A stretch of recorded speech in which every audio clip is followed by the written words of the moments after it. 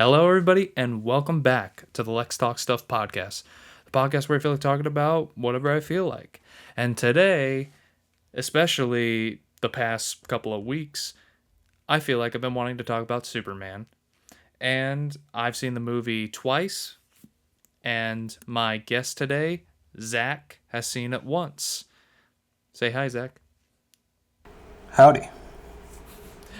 Well, so today I wanted to go over our review of the movie, what our thoughts are about different aspects, and just see where we go from there and our excitement for the DC universe. So, I'll. Why don't you go first, Zach? Tell us what you thought, with no spoiler, No spoiler. Okay. and then we will get into a spoiler. Okay. So I was talking to a coworker about the movie, and I rated a 8.5 or 9 out of 10. It is not a perfect movie by any means, but I think it is a fantastic start to the new DCU, and it just makes me so incredibly excited as a DC fan. But I couldn't have been happier walking out of the theater as a Superman fan. Yeah, absolutely. I walked out just feeling really good. And then I got brought back down when I realized I had to go back to reality. I know, right? Yeah. But yeah, any other spoiler-free thoughts before I get into mine?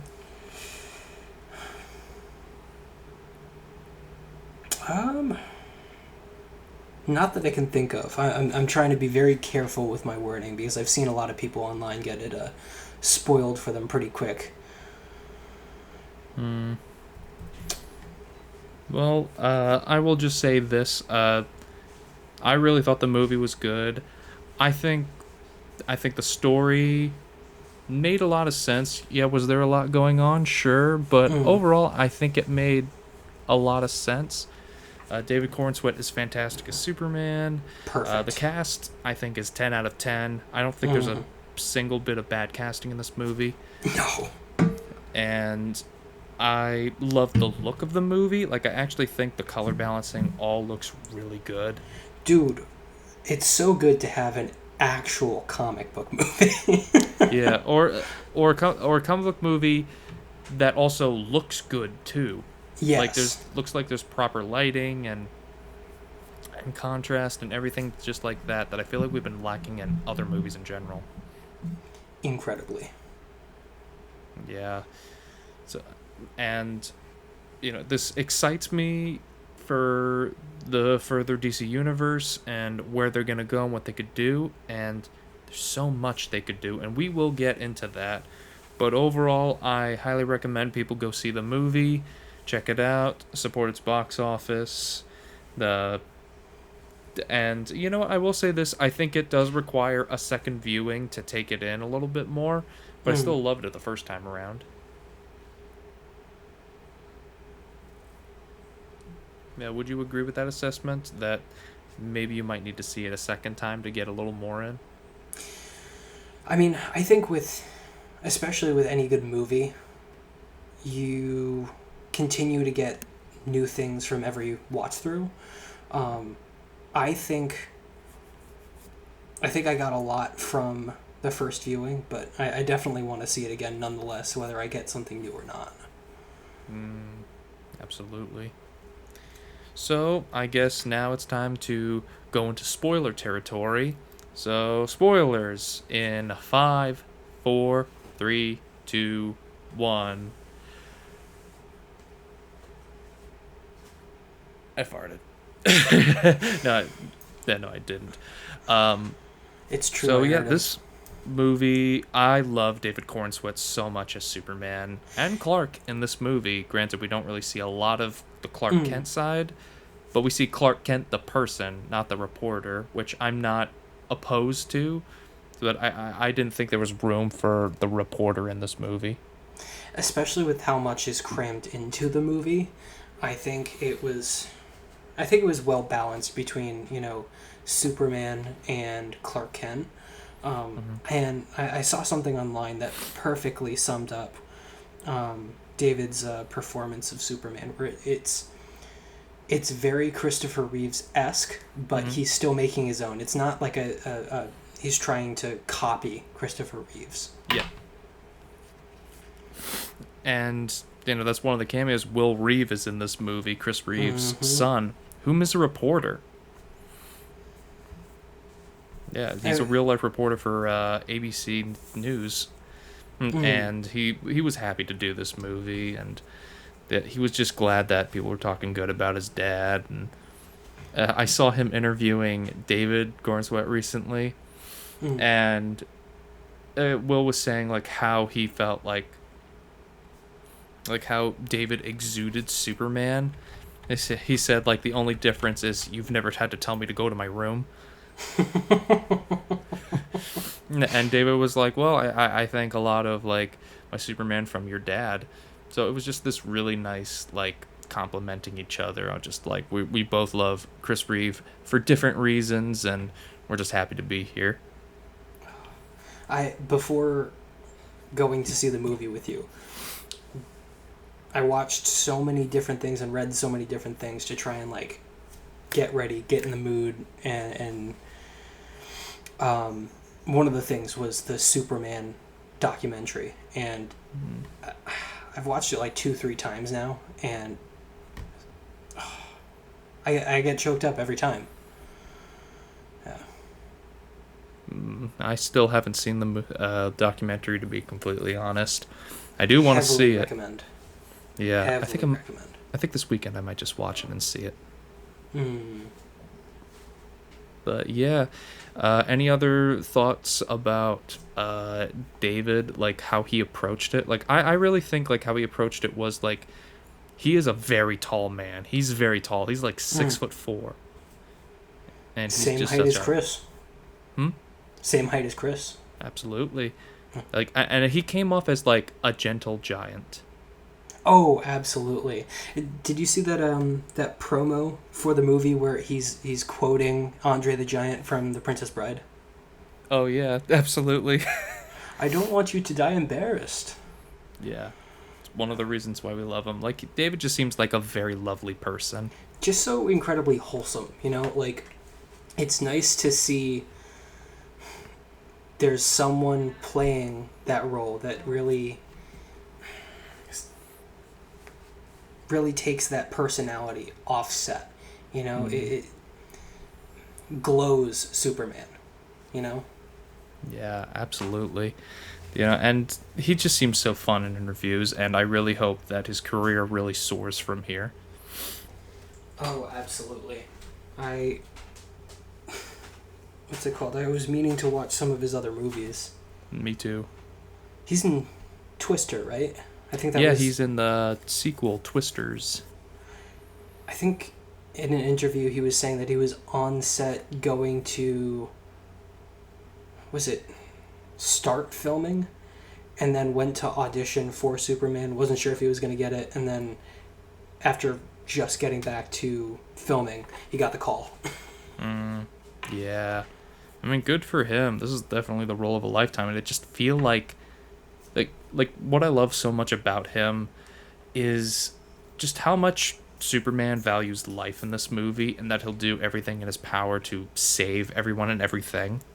From the squirrel that he saved to the kaiju and wanting to, save it if he can, or rescue it and, put it down humanely if needed. Last resort. It's just...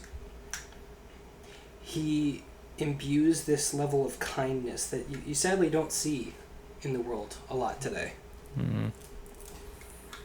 Yeah, and absolutely, like, one thing that I especially love, so I've been seeing a lot of people being like, oh, he's so whiny, he's so emotional, and, like, Superman should be stoic. Yes, there's a hint of stoicism to him, and David does that a couple of times, but overall... I think when he gets frustrated at those times, it makes sense. Like, him busting down Luthor's door and yelling in his face is understandable because so much has happened in the span of 24 hours that it's made him really agitated and upset. Oh, He's like, absolutely. I'd be done at that point. Like, I think that's just a great example of what makes him human. Like, I think everyone could put themselves in that situation where, like, you find out your arch nemesis has kidnapped your dog and is probably doing inhumane testing on it, and I'd freak the fuck out. yeah, not to mention that Lex Luthor, like, broke into the fortress, broke all of his robots, took the message, expanded upon it, and from his parents, and expanded upon it, saying what was really the message, exposing Superman as a potential threat to Earth, and just destroying his reputation, and then working with the president to hurt his reputation overseas. It's just this big attempt to, like, ruin him, and it's getting to him. Mm-hmm. And what I love is he doesn't have, like, a Man of Steel or Batman versus Superman moment where, like, look, I love Henry Cavill. I wish I could have seen him as more of the more jovial, traditional Superman. Yes. But, and he would have preferred that. But one thing that I'm so glad that this Superman, like, when the world is against him, he doesn't go, does this world deserve to even be saved?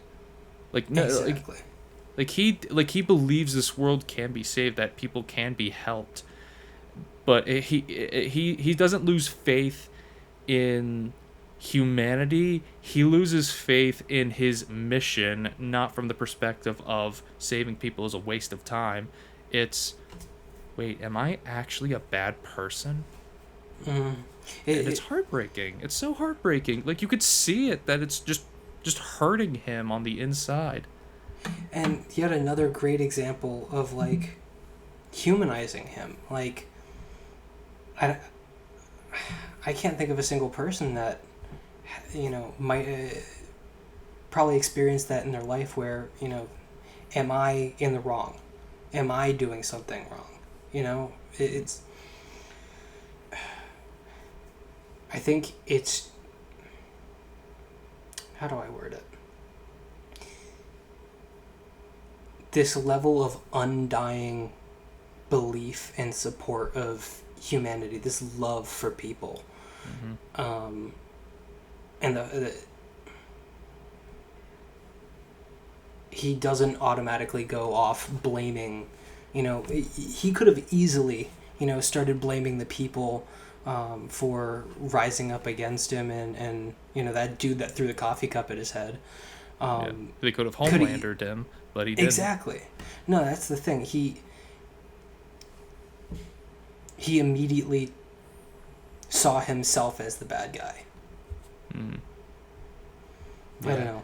And another thing that that this Superman didn't say, that unfortunately Cavill's did, and this irks me so much because I totally forgot about this line until just before the movie, was when Superman's about to fly to go fight Batman. He's floating away from Lois and he says, "No one stays good in this world," and then flies away. And I'm like, that is the antithesis to Superman and his beliefs. Mm-hmm. That if Superman is saying that, then something's wrong in the script. Mm-hmm.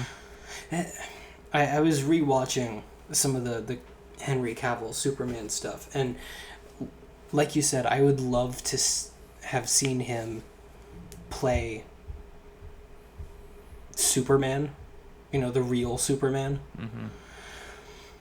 Yeah, because Cavill... Oh, sorry, go ahead.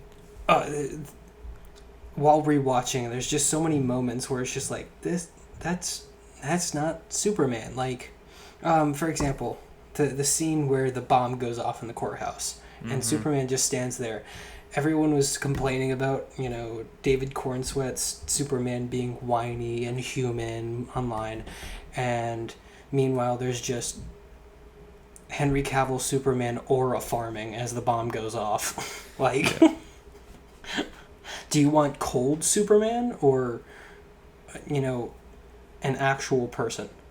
Unfortunately, the people, from what I've seen, a lot of people seem to like Zack Snyder's interpretation of Superman because they love a hero that doubts himself at every corner and that views the world in a more realistic light. And that can be an interesting character, but it just doesn't quite work for Superman, who was more optimistic. And I don't want to say naive. I mean, maybe he has a naivete, but he looks on the brighter side of things, and I don't think Cavill's did. And Yeah. I'm not saying Cavill's isn't a hero. He is a hero, but he is not. He's a more cynical hero. Yes. Yeah. He's a hero, but I don't know. It's not necessarily a Superman like I could picture my younger self looking up to. I remember watching, Justice League Unlimited, the animated series, and just seeing Superman and thinking that's a hero that you can look up to, hope to be like, the love of people. And Superman definitely doubts himself, but I don't think he ever doubts the world. His goal is to protect humanity, and throughout all of his stories he can see the darkest of humanity but doesn't lose that hope. Yeah, and the most realistic depiction of like Superman kind of losing faith in humanity while still being Superman is done beautifully well in Kingdom Come, I think. Yes. Yeah, because that's a Superman that has given up on the world a little, but he is not. He's not Injustice Superman. No. And look, I love Injustice as an Elseworld thing, as like its own thing, not a representation of the DC universe. Just like a how I see The Last Jedi. Yeah, for me, Injustice is basically like a DC Game of Thrones. Yeah. Where it's like all this dark, war factoring stuff, like this stuff is over here, some compelling stuff is happening, but this is not my true interpretation of what I think of this genre, or maybe even this universe. Yeah, and one last thing I wanted to say is a lot of people were thinking this Superman was not emotionally intelligent. Would an emotionally unintelligent person say to someone that tried ruining their life, I hope you realize the good you can do one day, Luthor? I think that yet again is in the epitome of what Superman is. He can look at the villain straight in the eyes and hope that the next day they can be better. Absolutely. And now on to the next person I wanted to talk about, and that would be Lois Lane. I loved her in this movie. Oh, great. Yeah. Yeah, I think Rachel Brosnahan is now one of the best live-action Loises. I still think the best live-action Lois we've gotten is in Superman and Lois. Like, I really love her and that relationship with Superman in that show. Like, because, I can't remember the actress's name, but in Superman Returns, I didn't think she was a great Lois.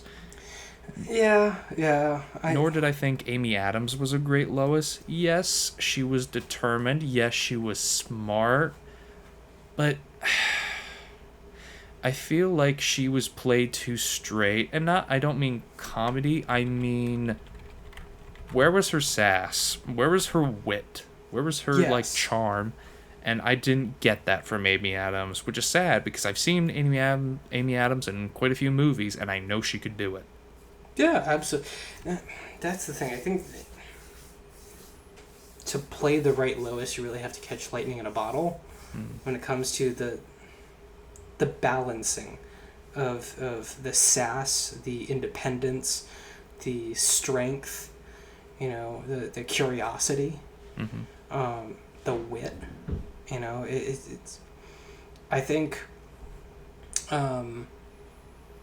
this Lois was fantastic. I have to agree that the Lois from Superman and Lois so far I've really enjoyed. I just got to the point where, let's see, Superman was just asking Steel to kind of be the backup plan if he goes rogue and they need to stop him. Oh, you got to that point. Yeah. Oh, did you hear the miscarriage story? Yeah. Mm-hmm. Yeah. Which, what a bold move in that show. So many incredibly bold moves so far. Oh, yeah. It's gonna get even bolder. Mm. But so, yeah, it's... And so this Lois... Yeah, she did do some investigative reporting. She didn't do a lot, but she did help break the story that Luthor was behind all of it. She worked with Jimmy. Jimmy worked with Eve, and they worked together. And Superman and Lois was one of the key factors in helping get Superman out of that pocket dimension. Oh, absolutely. Rachel did fantastic. I just feel like it fizzled out towards the second half of the movie. And I'm really hoping in the next few movies that we get to see more of that character development and that more of Lois. Well, I'd say she does. She has had a little development. She realizes how much she loves Clark. Yes, I just mean like more independent stuff other than Clark. Yeah, because she also flew around in Mr. Terrific's ship. Yeah. And I like that it wasn't easy for her. There were people that were like, oh, great, she's going to be a girl boss and be excellent at it right away. I'm like, no, I don't think so. She's a girl boss, but not in a, oh, everything's easy for her way. She's an actual girl boss, not like Rey Palpatine. Yep. But yeah, she was fantastic. I still believe that all the best Loises wear purple. Yes. The animated series.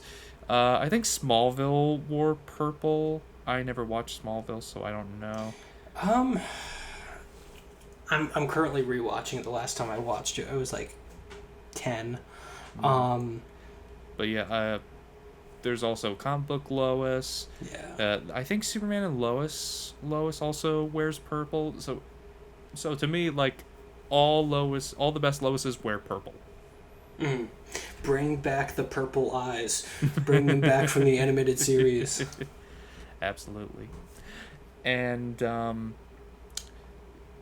yeah, I also love that Lois does have her cynical but also realistic nature, and it balances out Clark.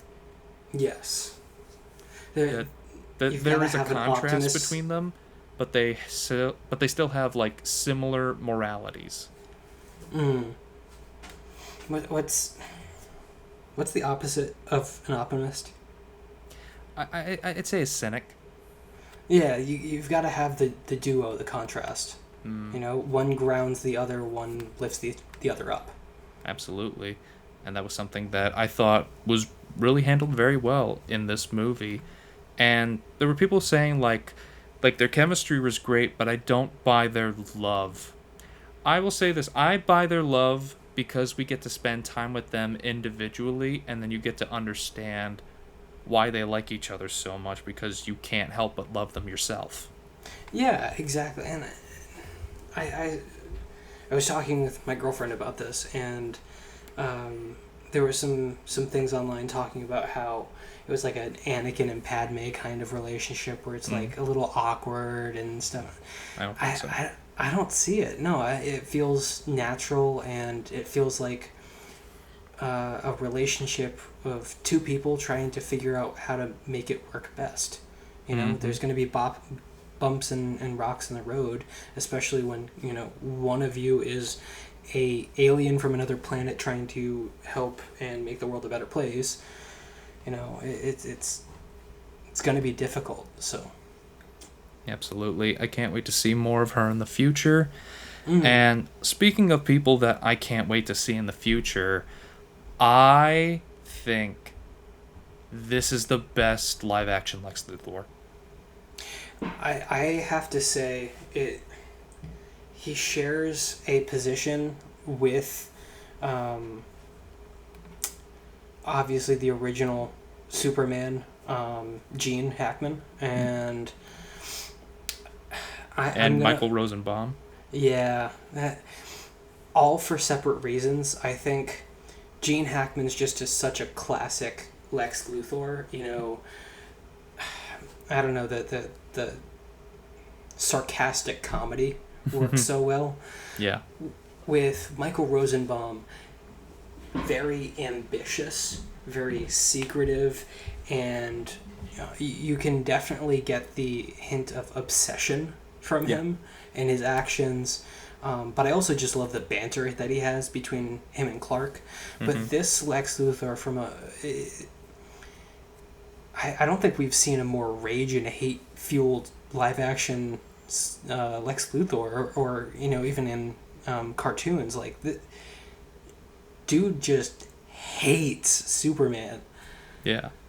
And someone was saying that they didn't think he was like fully developed. I say that he perfectly explained who he is. He's like, I'm an envious person. I view you as someone that's hurting humanity's development, and that we're gonna have to rely on you. And you are becoming their champion. Meanwhile, I should be their champion because I'm actually from here. This xenophobic, like, superiority complex, like, insecurity projecting individual, and that is Lex Luthor to a T. I mean, even his rant about Mozart, Einstein, all the what was it? Galileo. Yeah, it's just you can smell the ego off of him in the theater. Yep. It's just, dude smells like Jakar Noir and hate and ambition. Absolutely. And I love that they combine my two favorite elements of Lex Luthor. The mad scientist from like the 40s to the early 80s, and then from the late 80s to kind of now, the businessman. Yes. Yeah. And I talked to you about this briefly, where I think original Lex Luthor, they may have like taken ideas from, like what was scary in the 1940s, mad scientists. We had J. Robert Oppenheimer, we had Heisenberg, and these people that were developing weapons and just using science for weaponization and or personal greed. And then you get to the 80s, where you have people like Donald Trump and Bill Gates and Steve Jobs, who are using their resources and power and their capitalist profit for their own selfish gain. And that was kind of what was a big development in the 80s, especially during the Reagan years. And I think they combined that perfectly for this movie. Dude screams, uptight, entitled billionaire who wants it all. I'd be interested to see more from his character, and I'm curious if he will become more of like he was very all over the place, erratic with his hate, and ambition. So I'm curious to see if he will almost turn more into the Lex Luthor we see in Justice League Unlimited, the animated series, where it definitely, you can tell he hates Superman, but he's precise and cold. Yeah. With it, keeps his cool.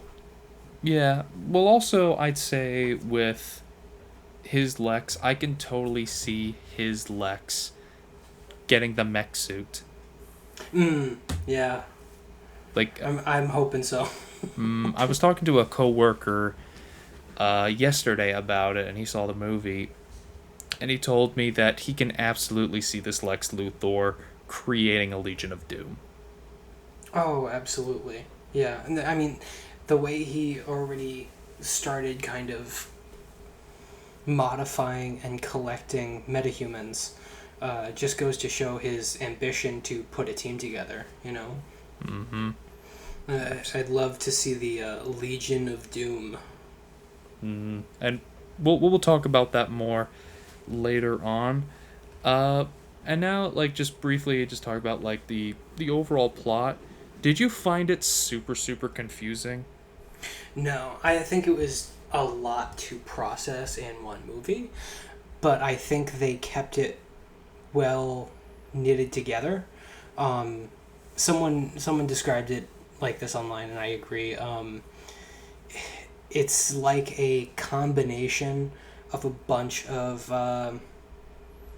Superman animated series episodes combined into one movie, but they're all connected. You know, Yeah, it's a lot for one movie, but I think they laid it out pretty clearly. yeah, absolutely. And there were a lot of characters in this movie, like a lot of So characters. many. But you know what? I think it was all balanced very well. And I don't think there was a single character that didn't, shine that I don't want to see more of. Like, I heard rumors that there's going to be like a Jimmy Olsen show or something. I've heard that rumor.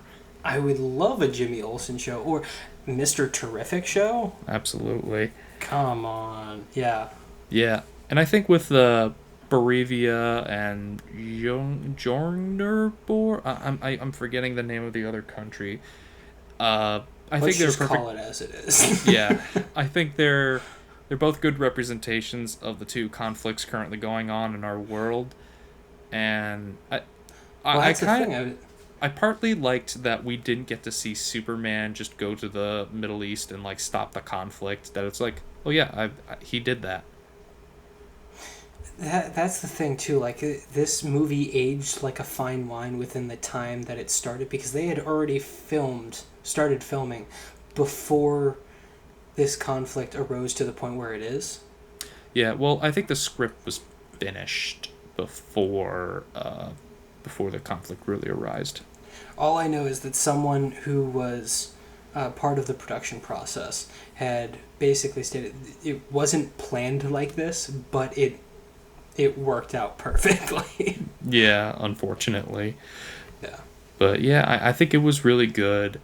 Uh, the reveal with like Ultraman and the use of the engineer was really good. Oh She's yeah. she's gonna be really fun. I would like to see her again. I think we'll see her in the Authority movie, and this time I think she'll be on more of a heroic side than like a villain side because she's working with Lex, and Lex has convinced her that Superman's hurting the world, and all she wants is to make it better. Yeah. Yeah. I Sorry, I just completely lost my train of thought. That's all right. Sorry, you keep going. And with Ultraman, I, there were rumors that it was going to be Henry Cavill under that mask. I remember seeing those online. Tom Welling. There were a bunch of different rumors. It's Dean Cain. Yeah. I I am kind of curious if they are going to somehow try and bring him back as like, oh, now he's Bizarro or I would prefer him to be Bizarro. I don't want him to be Earth 3 Ultraman. yeah. Because I don't see how he could become smart. Like No, Ultraman is not a genius by any means, No. but he's average enough where he's like, I'm the boss of bosses. It would just feel too weird. Especially since this one was like nonverbal and like had to be told commands to be able to act, and I think he had a little bit more of the cross-eyed than David Cornsweet did when he was in the trailer with the flying. Yeah, and they fixed that shot a little bit and Yeah. fixed the eyes like a smidge. You can see like a slight difference compared to like the promo and then the movie. Yeah.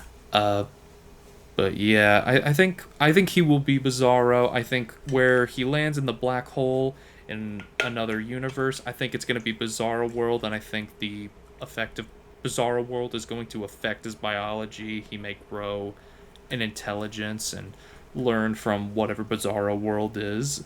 I don't know how you explain he gets a Bizarro costume. I don't know. Maybe I they don't know. make it for him as like a birthday present. Who knows? I I also saw something online about the black hole where they were wondering if it would lead to the Phantom Zone and it would open up something for Zod, and that's a cool idea, but I don't want Zod as the villain for the second movie. I No. that Zod's cool, but give me another underrated supervillain. Yeah. You know, Absolutely. I'd love to see Brainiac in live action. Give me Metallo. Give me Toyman. You know, Yeah. Parasite, Livewire. Livewire, Volcana. Mm-hmm. Yeah. And we probably will one day. We'll probably get Zod in the future, but there's no rush. And I don't I'm think just not anyone's ready rushing. for it. I think it's the same kind of thing of like, oh, let's have the Joker as the first villain for a Batman movie. You know, it's Yeah. it's the always the go-to other than Lex Luthor. You know. Absolutely. And I mean, I will say, like, I hope they do something with it. Otherwise, I think it would be kind of a waste to not do something with it. Mm. And, I think, like, the overall vibe of this movie was just hope. Oh, absolutely. There have been, no matter what Fox News wants you to think and believe, there supposedly has been a 500% uptick of dog donations since the movie came out. All I see online is, man, now I just want to be a better person, the masculine urge to be a more hopeful and kind person. It's just love love people, love everyone, love each other. It's just Yeah, absolutely. And I think, like Superman's influence, like, he influences the rest of the world, even when that message comes out and that discovery, like, it shakes him, but he still does so much good. Like, especially when he's in that pocket dimension Luthor made. There's people that think that's going to be the Phantom Zone. I hope not, yeah. because I like the idea of the Phantom Zone is the Kryptonian prison, and Superman just discovers it. Like, Yeah. maybe like these Superman movies, it will just be a thing of like, oh yeah, Superman deals with a lot of pocket dimensions.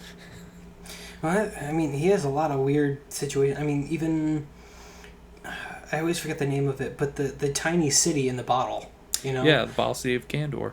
he's he's got so many weird little like pocket dimensions and cities and places. It's just let it be its own thing. Yeah, and I think we will. Like, if we get a sequel, and if it's Brainiac, and we get the Ball City of Candor with possibly a Phantom Zone projector, that'd be dope. Do you think this Lex Luthor is the kind of person to want to, bond with Brainiac? I think it would take this Luthor a bit of convincing. He would be like, Yeah. what's in it for me? Yeah. Yeah. And I'm curious what angle they would take with Brainiac. yeah, probably the same approach that they've been doing recently.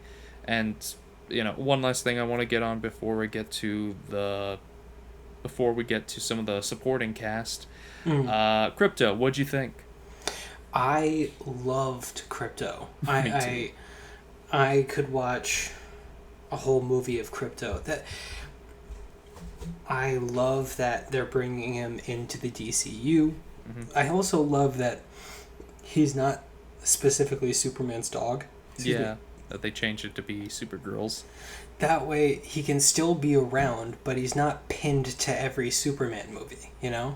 They don't have to be like, oh, Crypto's, somewhere doing blah, blah, blah, But I think it was adorable, and there's quite a few dogs where it reminds me a lot of them, and I don't know how someone couldn't love them. Yeah, absolutely. Like, any dad, like, definitely had his bad dog moments. Oh, Like, for sure. I was slightly annoyed at first, but also thought it was kind of cute when they're on like the Photon River and Superman's carrying Metamorpho's kid, and then the dog just licks it. It's like, no, no, bad dog, bad dog. Like, it's funny, but also a little frustrating where it's like, now's not the time to be a bad dog. I think that was so well pinned because, or so well planned because that I can picture that with my parents' dog, like so clearly in my mind. Yeah, absolutely. And, we see that adorable post-credit scene of Superman and Krypto just hugging on the moon. It's like, oh.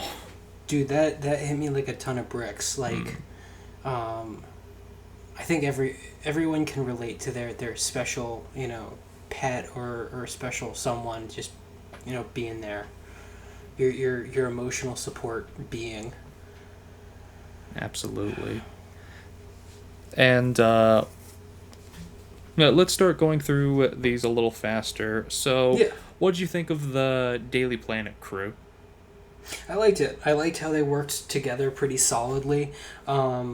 It's cool to see Steve Lombard in live action. Like I love the casting so much.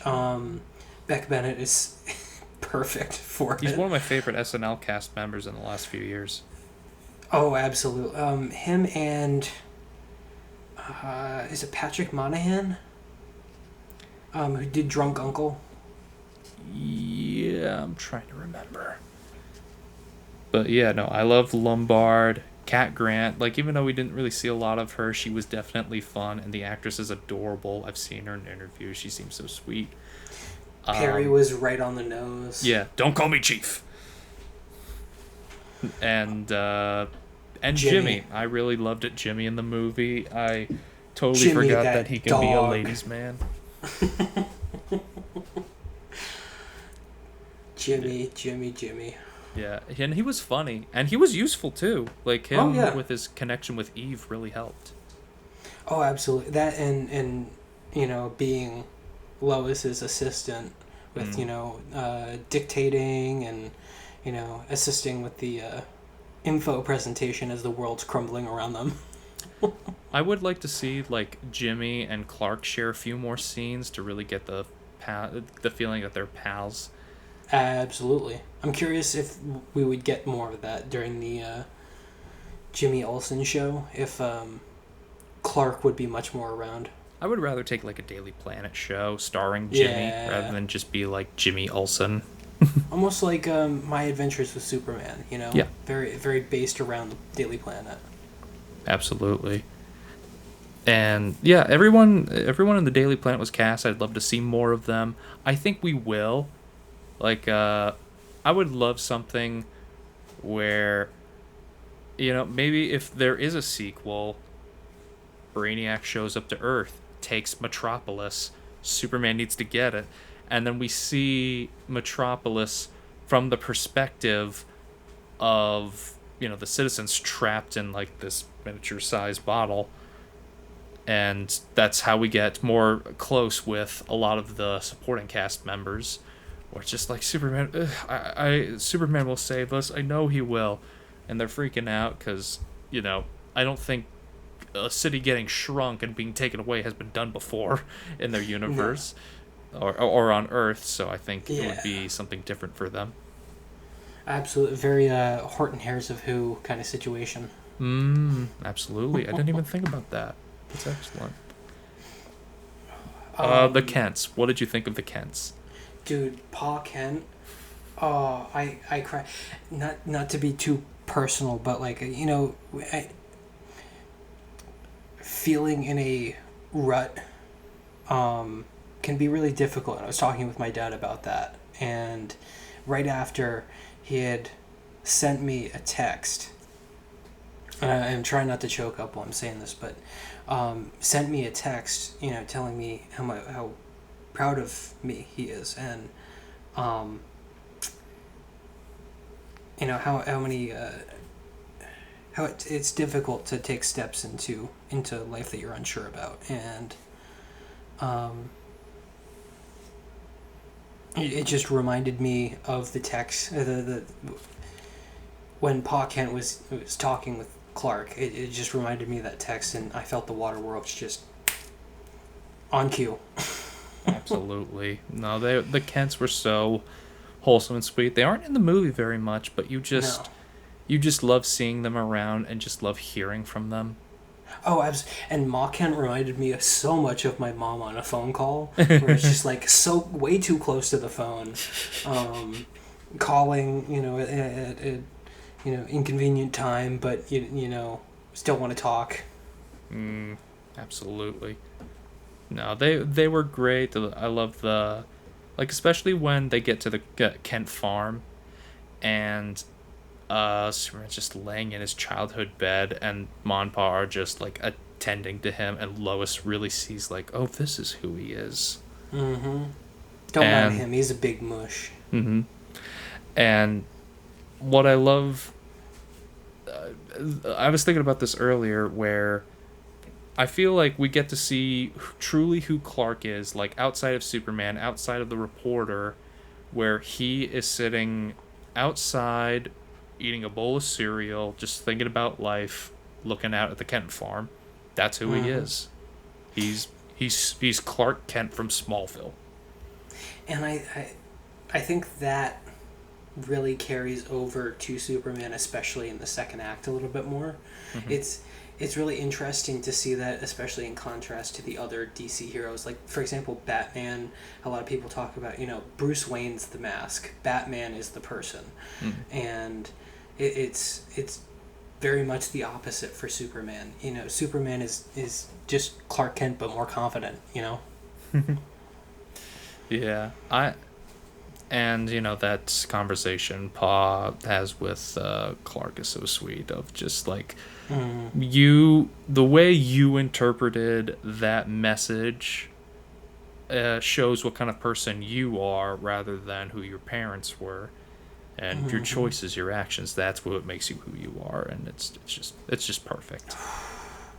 And not to mention, I cry every time I see like Superman laying in the chair and he's swirling around. You hear punk rocker and seeing all the home video footage of the Kents. You can just see how much love he grew up around, and you can see where his love for everyone else came from. It reminds me a lot of what is it, Superman Red and Blue, where I am proud of you. I love you. Absolutely. And just showing that like Jor-El and Laurel may have helped give birth to him, but the Kents are truly the people that raised him to be the person he is. Mm-hmm. And that's what I think Man of Steel kind of got wrong. Like, the Kents felt just like placeholders. Especially the dad, when he was holding his hand up during that tornado. Yeah. And you could do a Pa Kent that is more world weary, and it could work. I think had he not died in the tornado, I think I would have been okay with his interpretation. That's the thing. There's a way to do Pa Kent weary of the world and really wanting to protect his son, and done well. Smallville. Yeah. Just wants to protect his son from the world because he knows what the world would do to him. Absolutely. If it found out how different he is. Yeah. Want to take that gift away from him. And we'll just take 1 minute to go over this and then move on, because this is talk to death. What did you think of the Jor-El and Laurel reveal that they were like, no, we want you to look over Earth? I was curious because there were... I would love to see if there was... We know Lex. He would totally manipulate the truth. Although he said that it's not fake. Oh no, absolutely. That's the thing. Like it's such a good reveal, because until that's said, you're like, I can picture Lex manipulating that. You don't want to believe that's the truth, but I mean, when you take into account other Superman media, it's pretty common to see that in the comics and the shows that there's this dominance that Krypton wants to assert with over Earth, especially in Smallville. With Jor-El and Lor-El, I never picture them as bad people. I picture them as flawed people, but not like bad. Like, I mean, Zod is a bad person. Yes, Jor-El absolutely. is flawed. Although I do love the aspect with Zod where in every version he's like, no, Jor-El was like a brother to me. I loved him even though we disagreed. His son, on the other hand, I can't fucking stand. It's like if Magneto respects Professor X, but just wants to kill all of his students. Yeah, absolutely. Yeah. And the reveal doesn't ruin the movie for me. It's a choice I don't think I would have made, but it doesn't ruin the movie for me. And also, you can interpret it as multiple things where it's like, yeah, maybe the L's were not good people. Maybe their culture is so different that what they're saying on their place isn't viewed as bad. Maybe maybe the multiple wives is benevolence or something like that. I honestly would have left it ambiguous. Yeah, because I think there's people that are like, well, we want it answered. Or maybe it's a thing of like, maybe Zor-El was the good brother and Jor-El was the bad brother. Who knows? And we'll see what happens in Supergirl. Yeah, maybe they'll answer it, maybe they won't. I'm in no rush to get it answered. No. That's the thing. It doesn't change Superman. No. So it's not that heavy of a thing to worry about, but it would be interesting, in my opinion, if they had left it ambiguous where Clark will never know. But that doesn't impact his mission and who he is. Yeah. You know, and some things in life you'll never have an answer to. Yeah. You have to keep moving on forward. Yeah, and he can't talk to Jor-El. No. So I did notice one thing is I'm curious if they'll bring in the Jor-El AI, like the other interpretations. Maybe not. Who knows? I mean, it's not necessarily that important in my opinion, because I've seen stories without like the Jor-El information. Yeah. Or maybe there is a Jor-El AI and he just gives information on Krypton and that's it. You just can't really like hang out or talk with him. Me be hanging out with my holographic dad. Yeah, my holographic douchebag dad. My holographic meatloaf as well, my favorite. Yeah. So yeah, and Bradley Cooper was Jor-El. Which, you know what, I was thrown off a little bit at first, and then I was like, yeah, you know what, whatever. That's the thing. I remember early in the casting days, and early in the trailer release days, I mean, I was looking over the list on IMDb and on Google, and I saw Bradley Cooper in the list. I'm like, who's Bradley Cooper? And I looked it up, and then a few weeks later, it just popped up Jor-El underneath, and I'm like, no, that's got to be a Google mistake, right? Like, they're not just pulling in Bradley Cooper to be in for like 5 minutes. You know? I mean, he's friends with James Gunn, so yeah. True. Yeah. He's been in his projects before too. Yeah. Speaking of friends with James Gunn, Nathan Fillion was in this movie as Guy Gardner, and he was perfect. Dude. So comic book accurate. Like, absolute douche in the most heroic way. Absolutely. I will say I wish he got his costume a little closer to comic book Green Lantern. And I think we will one day, because I'm very curious what the Lantern's suit will look like in the Lantern show. Oh, I agree. I think it's more because of Maxwell Lord owning them. So because he's like why do I need to create a construct for this costume? I got a sweet costume, and I got a pension, I got dental, I got all this shit right here. If truth be told, all I just really need is the power ring, and then that's it. Not that stupid ass haircut. Yeah, absolutely. That haircut should be against your vow. Wait, what about my haircut? I mean, what's so funny is I remember, like, Nathan Fillion has voiced Green Lantern before. He's voiced Hal. Yeah. Yeah. And I was hoping for him to voice Hal and do Hal in live action, because I think he's old enough, and we found out that they want an older Hal Jordan anyway. Mm-hmm. But I think casting him as Guy was secretly brilliant. Because, and I love that they put the bowl cut on him. I was like, I dare you, James Gunn. Put a bowl cut on one of the most handsome men in Hollywood. And just do it. Just have the balls to do it, and he did it. Here's the thing, too. Like, if you're going under ruse on Superman, you can't not do the bowl cut on Gardner, you know? Yeah, absolutely.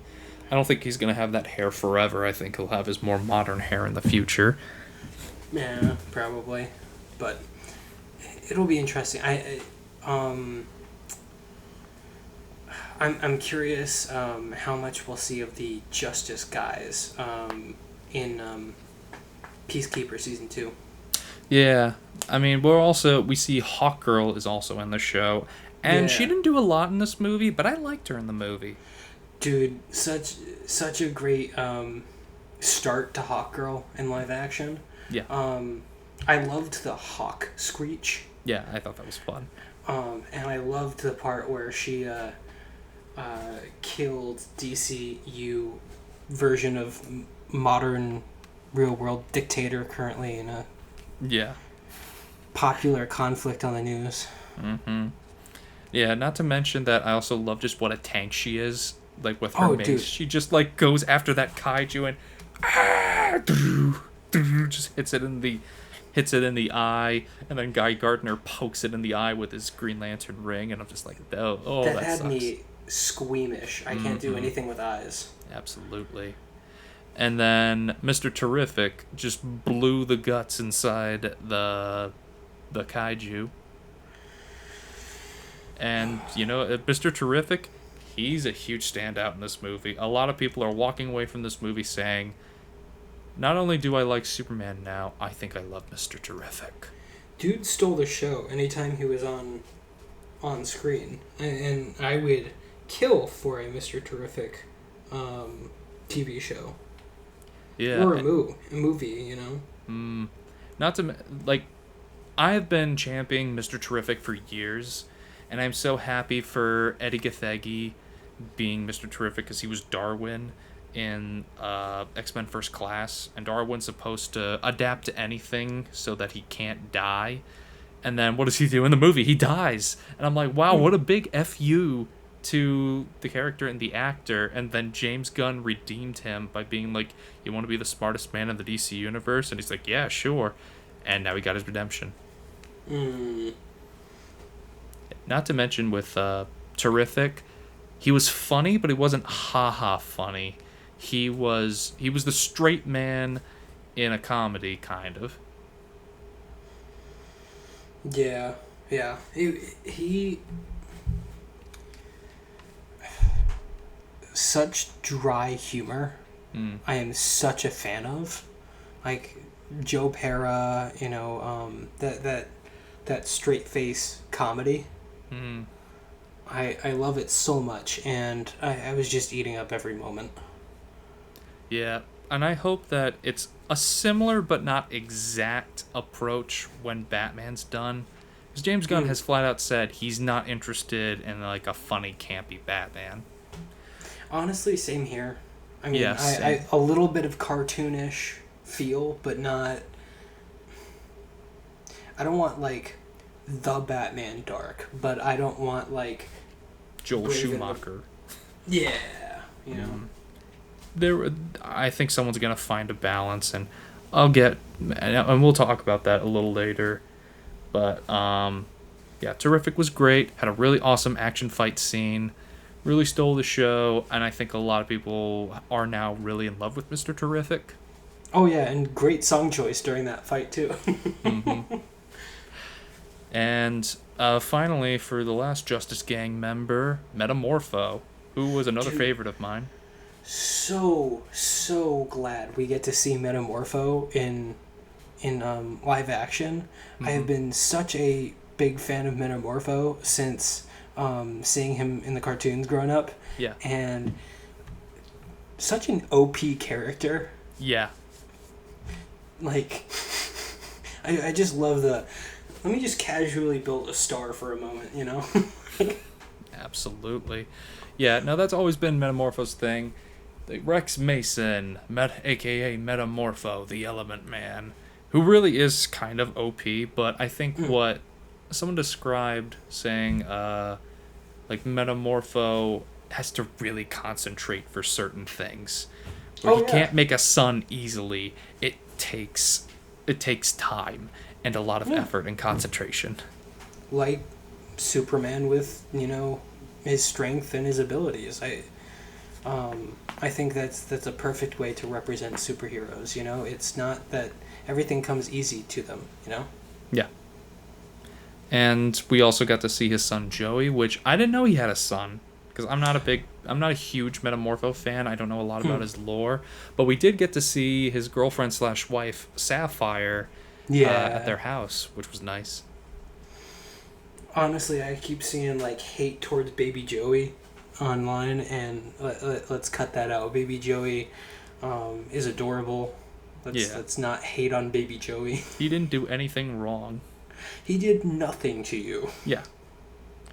Yeah, and we see stuff of like Simon Stagg Industries, and Simon Stagg is Metamorpho's father-in-law, who's a douche and sometimes evil.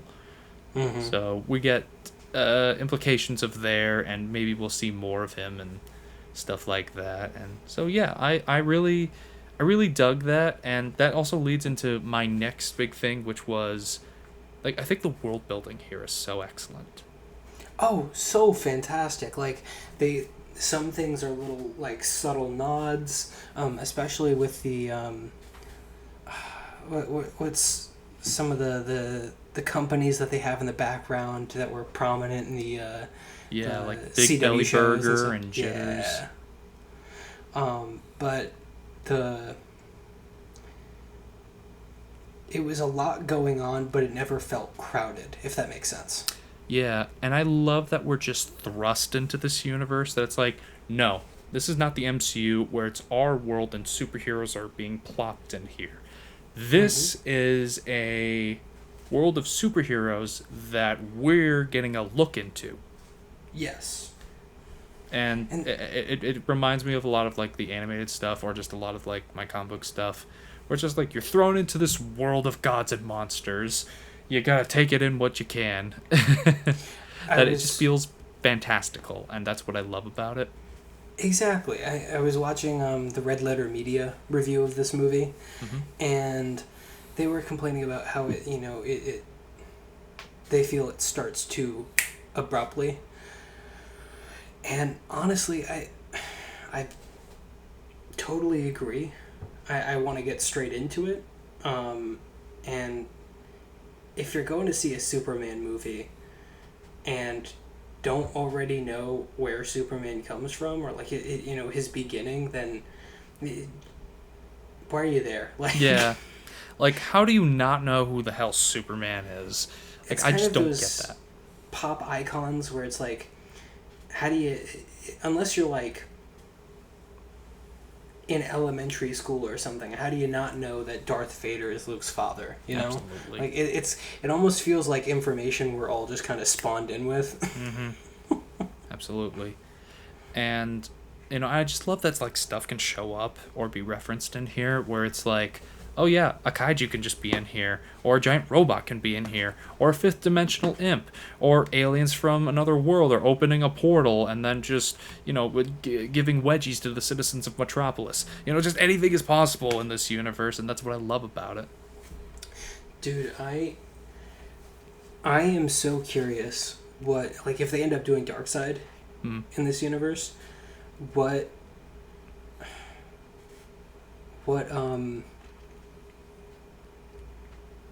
the parademons would look like. I think they'll look closer to the comics, but I think they will be much brighter than the Zack Snyder version. Yeah. Oh, you know what? That just reminded me. I would love to see this villain in a live action movie. Is Mongol.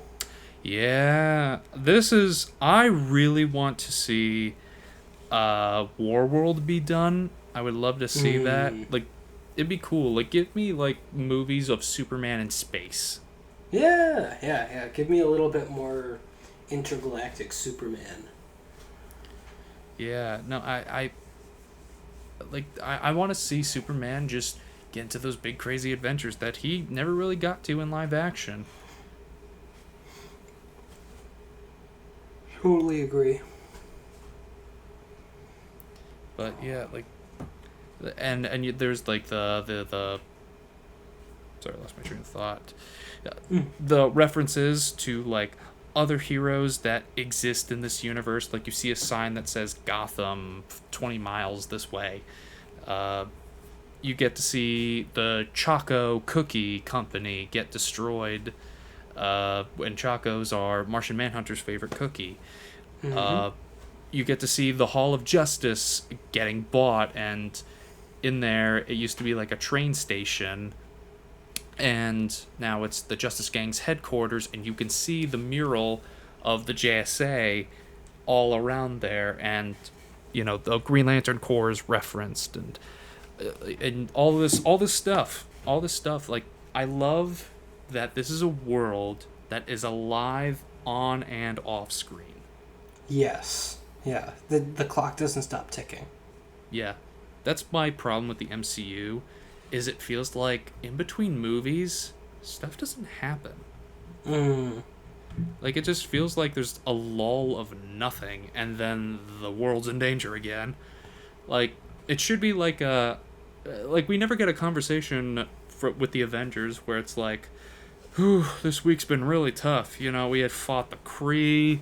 You know, we had to stop like a crazy mutant from attacking. We never there was that crazy yellow little sponge guy with a bomb on his chest. Wait, what was that? There was a tiny little yellow sponge guy with a bomb on his chest trying to watch his cat. You know? Yeah, absolutely. Like we don't get a world that's alive in the MCU. We see it when it's on screen and feels like stuff doesn't happen off screen. It's like that, you ever watch Black Mirror? I've seen clips of it online. There's an episode where it's almost like a knockoff Star Trek where, you know, stuff only happens while the you know, main person simulating the stuff is there. But when they log off, everything shuts down and they're just kind of stuck in purgatory until the viewer's back. Oh, wow. I think I might like that episode. I gotta select my episodes with Black Mirror because I don't want to watch the whole show. Yeah, the first episode is it's rough. Yeah. But yeah, no, I dug it, and, you know, we got to see 2 big cameo appearances. One where I laughed my ass off, and one where I clapped with joy. First one being Peacemaker. He's in this movie, and he's like, yeah, Superman's a douche.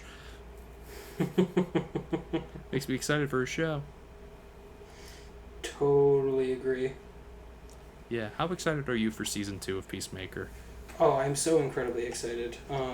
I love John Cena in Peacemaker, and honestly, reading and listening to Absolute Superman has got me even more excited. Yeah. Just because of thinking on Peacemaker.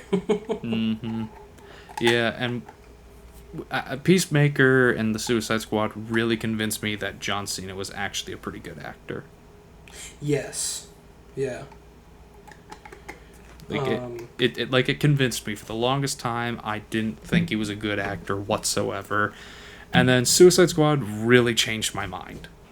Dude, I didn't see that movie because I thought it was just a continuation of the bad one, until you suggested it, and so good, so good. I think you definitely heard me talking about it when the movie was coming out. Maybe. Was that back in COVID or college? Yeah, it was in college. I remember just going into class one day and being like, dude, everyone, the Suicide Squad is amazing. Like, I just was gushing over it. And then I watched all of Peacemaker while my sister was getting her operation. Like, I wasn't there in Boston, and so and my parents didn't want me to worry, so I just stayed home, ate pizza, and watched Peacemaker. Hey, takes your mind off of things. Yeah, it was kind of nice getting the house to myself. Another great thing about Peacemaker is that it's almost a fresh breath of air with it's a little bit closer to home with like reality. And then something like Superman, where it's great to have these two ends of the spectrum, where a little bit more grounded, and there's this guy that just uses guns in a science helmet and tries to bring Peace at all cost. Yeah. With his little eagle. Yeah, although Eagle is awesome. Yes. Yeah. I love that picture of him hugging the hawk. Yeah, absolutely. I love it. And now the other cameo, Supergirl. Really like seeing her in this movie, and the costume looks great. It looks great. I'm excited for the new movie. And I am... what's it called? Excited to see almost a more younger, childish personality of Supergirl. What's it called? I loved the comment where it's just like, yeah, she's been going to planets with red suns because our our superpowers won't let us get drunk. So. Yeah. Yeah, and I like that. Like, that is a canon thing. And if you read Supergirl, Woman of Tomorrow, you know where that story is going. And she even has the coat that she wears in Woman of Tomorrow. Yeah, so have you checked out Woman of Tomorrow yet? No, not yet. I've been meaning to start it as touching up on the content before the movie. Well, I think it's good. I like it. It's not my favorite Tom King book. Like, my favorite Tom King book is Mr. Miracle, and that's getting a TV show now. Well, an animated show, and he's show running it. So I have no idea if it's going to be in continuity or out of continuity, because the book is out of continuity. And but yeah, it's really good. I like that Supergirl can be reckless at times, where she's not like a clean cut, like, oh yeah, she's just like her cousin. Like, I love the Supergirl TV show, or I love that interpretation of her, but I feel like there were times where she was a little too Superman-esque. Yeah, a little less youthful. Yeah, it felt like Ally McBeal with Superman. Yes. And not to say that's bad, but that's not necessarily what I'm looking for in the new DCU. Yeah, where I think that we will see Kara grow and develop from, like, someone who's clearly trying to, like, just forget about their past, because she saw Krypton get destroyed. She didn't have the support system that, Clark did.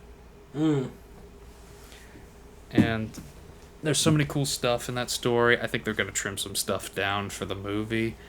Yeah, there's just a lot to it. Yeah, like they did for the All-Star Superman animated movie. Like, I love that animated movie, but it definitely cut out a lot of stuff that I loved. Yeah, that's the thing. Like, there's an hour of, like, content just missing there. I would have loved to see the the scene where he saves the girl from stepping off that ledge. Yeah, that would have been cool. But we'll probably see that in maybe like another movie or something like that. Hell, you know what? If we do eventually get like a Justice League movie, start out with that. Yeah, absolutely. Yeah. But yeah, and now, last two questions I want to ask. So, first one is, what are we more looking forward to in another Superman movie? Say this movie is a success. I think it will break even. I hope it makes it to 700 million, because if it breaks 700 million, that means it's a success. What would you like to see in Superman movies, or see Superman appearances in general? I would love to see his hope tested, but to, come out the other end strong or stronger. Yeah. I'd love to see, say there's a few Superman movies. I'd love to see each movie kind of take a theme from different comics, But I'd also love to get some new stuff that we haven't gotten in live action before. We've got Zod twice. Yeah. In movies, we've got, general Lex Luthor antics, stuff like that. Save your mom, or I'm destroying California, stuff like that. Yeah. But give me Brainiac, give me Mongol. Don't automatically go to Darkseid. No, that's one you gotta save for a different thing. I don't think it should be in a Superman movie. Absolutely, it should be more of a Justice League kind of situation. Give me Toyman. Give me, it's just, I would, I'd love to see, once the Justice League is kind of assembled, they've got Wonder Woman, they've got Batman, they've got Flash, Martian Manhunter, I would love to see the Man Who Has Everything. Yeah, I think that'd be cool. One big movie, Superman goes to Warworld. He comes back, and the second half of the movie is just whatever happened to the man, for the Man Who Has Everything. Yeah, you just do the one big plot is it's Mongol versus Superman. What's it called? I'd also love to see a strong relationship between Superman and Flash. That'd be cool. I really, with like Superman stuff, there's some characters I still want to see. Like, I want to see Lana Lang come into the picture, and just see her just be like, wow, Clark, you really made a name for yourself. And she could either be successful or not successful. It doesn't matter, because I like Lana Lang as the one that got away for Superman. But thankfully, they didn't end up together, because now he's with Lois. Yeah. So that'd be fun. I want to see Bibbo Babowski. Yes. The sailor who loves Superman so much. I think he would be such a wholesome character to do. You know what? You want to add Dave Bautista? He can be Bibbo. Yeah, he would work well. Do you know who I'm just thinking of? I always mispronounce the name. Gilbert Gottfried's character in the Superman. Oh yeah, Mr. Mixie Spitlick. Yeah, I would love to see something like that. Later down the line, after a few serious things, like. Yeah. Okay, question for you: who would you cast as Mixplicit? It's all good. Don't hurt yourself. I'm gonna get a hernia. I would just cast someone who's funny and has a distinct voice. Tim Robinson. You know what? I would not be opposed to that. Tim Robinson. Maybe Adam Sandler. I don't know. I would just see Adam Sandler. True. That's the thing. And no Aquafina either. No. No. Tim Robinson. You know what? Colin Jost. Colin Jost. His wife is in Marvel. He's in DC. Ooh. What's his name? Why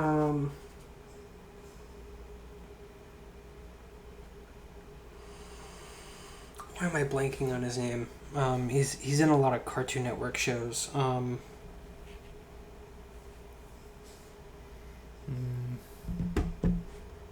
Oh, you know what? Well, I'm trying to remember that name. Another great Tom Kenny.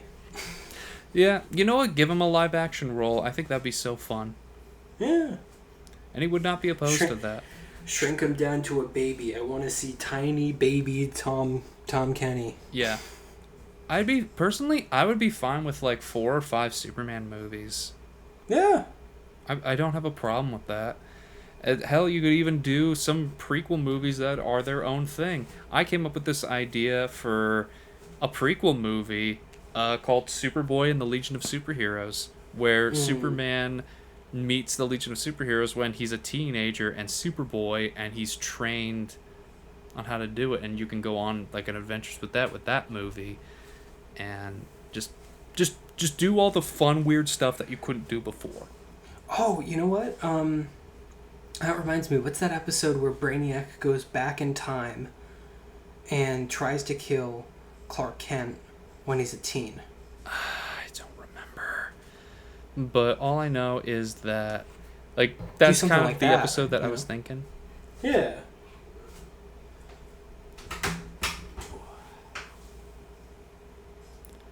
But yeah, no, like, something like that would be really fun. And like I was saying to my work buddy, like, anything's possible with this universe. Like, nothing's really off the table. Yeah, nothing is off the table.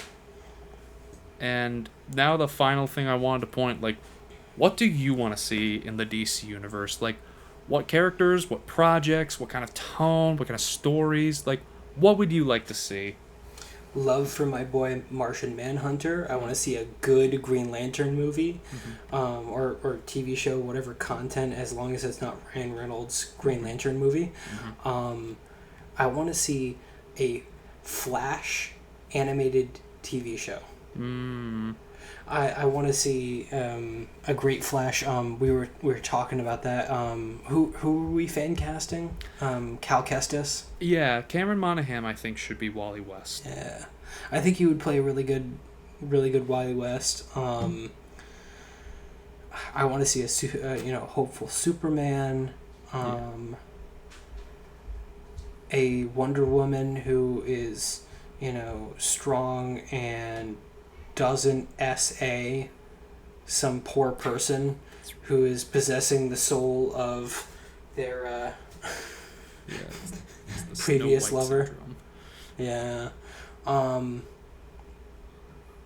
Yeah. But I want to see more niche heroes, Give me Mr. Terrific. Give me... what's a good one? Booster Gold's getting a show. Yeah, I'm excited about that. I hope it's Shane Top. Shane Top, I think, would be a great Booster Gold. I don't know if that what I sent you was like a serious thing or like just a joke, but dude would be perfect. Yeah. I think he actually would, and I think the internet would not be upset. Oh, no.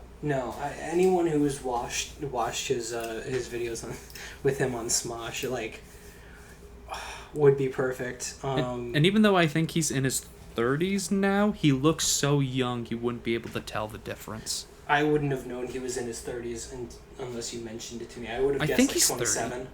Let me take a look. Let me see. It's Shane Top.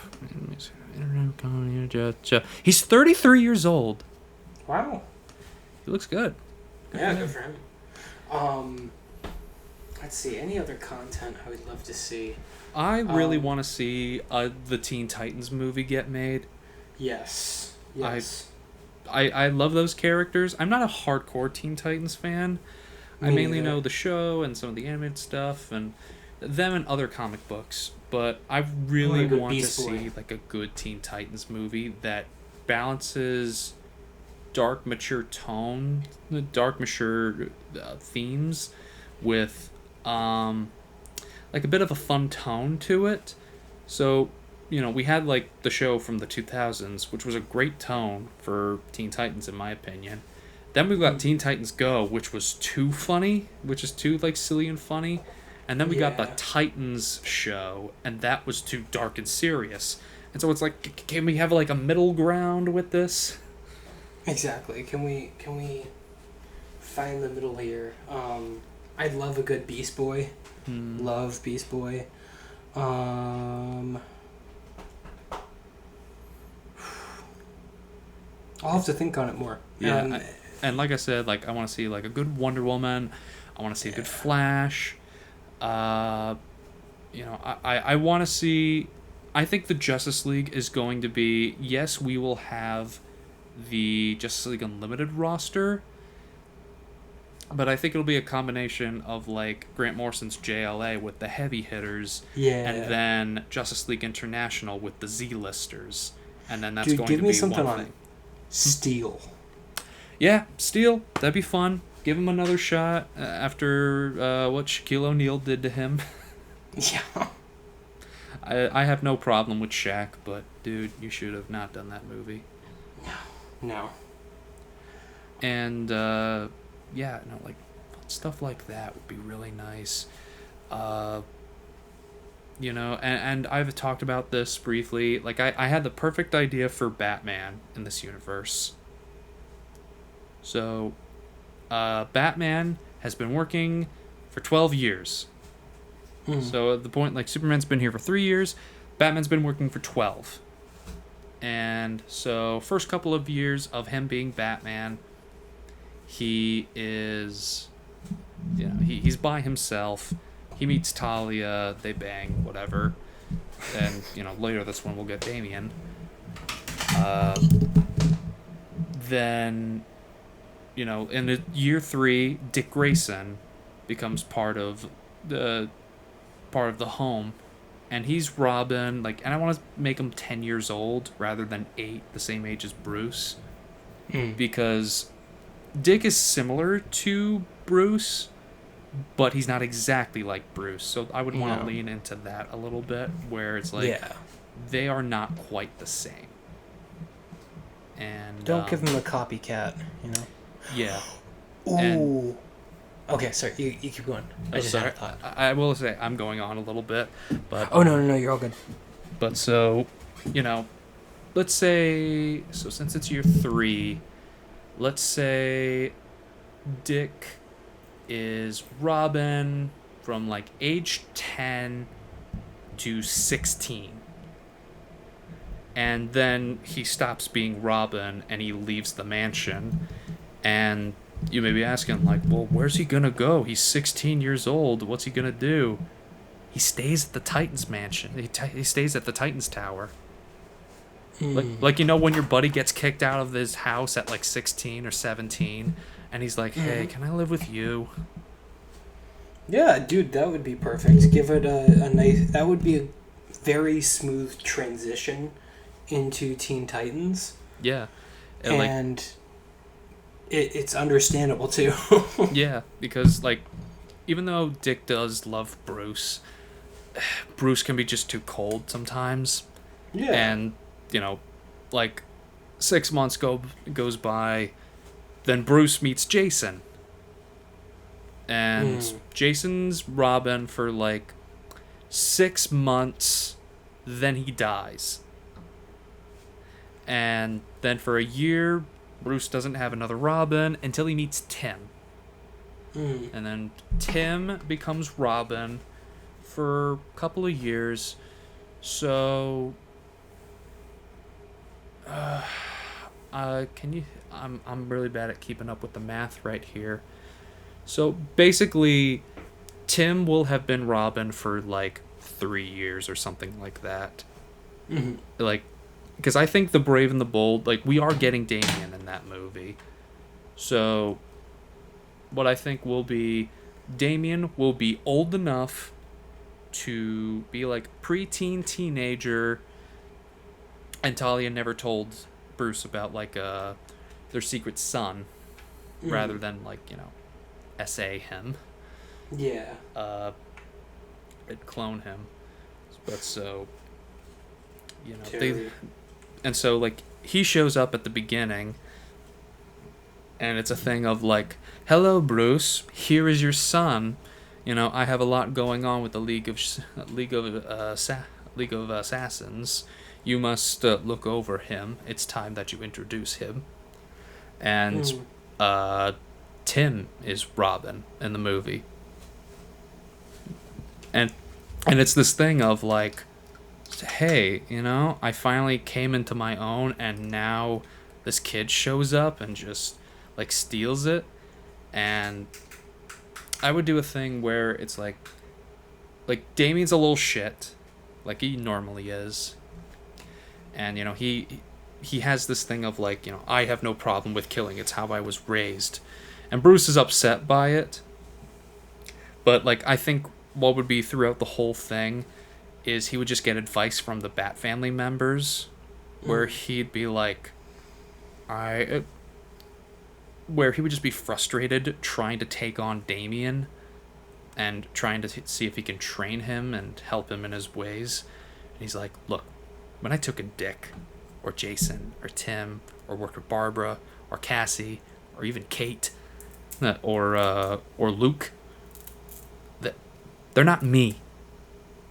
Like they didn't have the same mentality I did. Damien has the same mentality as I do, except he kills. Like, I don't know how to raise me. Yeah. Like, he is me, but murderous. I don't know how to raise me. I barely know how Alfred raised me. And it would just be this thing where they would just come together trying to, like, figure it out together. And I think the plot I would have for that movie is Ra's al Ghul is making man-bats. Okay. Interesting. Which happened in Batman and Son, which is where Damien was introduced. So, Man-Bat would be the bad guy, and then Ra's al Ghul would be the main bad guy as well. Interesting. Yeah, I'd be down to see that.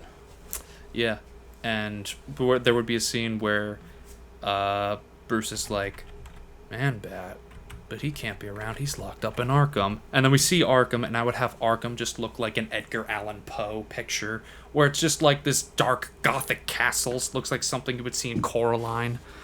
And we would just get like cameos of like Joker, Two-Face, Poison Ivy. Just cast them. Yeah. Just cast them. They don't have a big part, but they're there. They're there. They're around in the universe. We can do whatever we want. So yeah, and so then they defeat the villains. Damien is taken in. He's a Robin too, so it's just like, hey, I can love both my kids. Yeah. Like it's an adoption versus like a birth thing, where it's like I love my kids equally. And I would end it on the Bat family just having like a family movie night. And it's The Mark of Zorro. I would make it the same movie that Bruce saw in theaters when he was a kid. And he would just start watching the movie, and for the first time in a long time, he would start to cry. He would get up and walk away to just be like, continue watching the movie. I'm just going to grab more popcorn. Wipe it from his eyes. That's when he pulls out a gun and kills everyone right there. What happened? That's when he pulls out a gun and kills everyone right there. Boom! Yeah, Zack Snyder's. But yeah, I would just have like a scene where he just like he's in the kitchen by himself, and then Alfred walks up to him, looks at him. Damien walks in and hugs him, and Alfred just looks at Bruce and goes, "I'm proud of you, son." And that's how I would end it, because I would just want a Batman that, yes, he can be badass, yes, he can be cold, yes, he is compassionate, but he also is not afraid to let people in. Yeah. We've never seen that. I've never seen a live-action Batman where he was not afraid to let people in. Give me Ralph Fiennes as Alfred. I think that'd be fun. The thought I had was another thing I'd love to see in this DCU is Batman Beyond. Yeah. Give me Terry McGinnis. That'd be fun. And because James Gunn is going to do it like Star Wars, where it's going to take place from different timelines, they could do that. They could probably do that in the future. Yeah. Yeah. Like, there's just so many possibilities, and I feel like this is an entirely different episode all to itself, with just DCU pitches, where we could just do like a Hal Jordan prequel movie. We could do a Constantine movie or a Justice League Dark TV show. We're getting that Swamp Thing movie. Give me the War on Mars with Martian Manhunter. Yeah, something like that. Just like Martian Holocaust. We'll probably get like a World's Finest movie, which I'd be down for. Yeah. I also would love a DC Christmas or holiday movie where we get to see. Give me Clark Kent bringing John Jones home for Christmas. Yeah, I think that'd be great. But yeah, like there's so much that you could do with this universe. So many projects that are announced and that they're working on. They haven't announced any games they're working on, even though they said, oh, we're going to be crossing to video games as well. And I'm just like, all right, well, good luck trying that. But giving me an actually good Superman game. That'd be fun. Yeah. Who knows? San Diego Comic-Con is a couple of weeks away, so... And James Gunn will be there with John Cena, so who knows? Maybe they'll announce something. Dude, imagine a Peacekeeper game. Yeah, Peacemaker game, that'd be dope. Yeah. Turns out the Authority they just make into a video game. Mm. Because they can't decide if it's like a live-action movie, an animated movie. No one knows what's going on with that movie. Who knows? Who knows? Well, I think now's a great place to end it. Any other final thoughts? Go see this movie. Go Absolutely. see Superman. Walk out of the theater. Love your fellow humans more.